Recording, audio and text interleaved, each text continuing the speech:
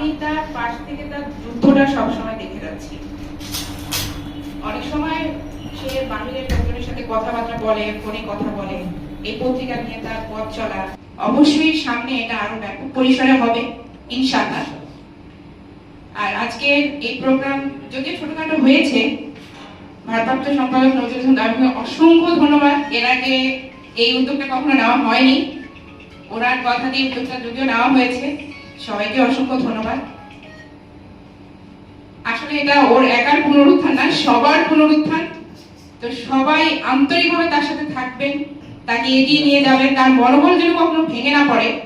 এটা আমার থেকে আপনাদের আরো বেশি দায়িত্ব। আপনারা যারা আছেন, তার পূর্ব পরিচিত সবাই তাকে চিনেন, তার এই পত্রিকা সম্পর্কে সবাই জানেন। তো আমি আশা করব সবাই আপনারা তার পাশে থাকবেন, তার পুনরুত্থানকে আরো সামনে আরো দীর্ঘায়িত করবেন। সে না থাকলেও যেন তার পুনরুত্থান সেভাবেই থাকে যেভাবে সে থাকা অবস্থায় আছে।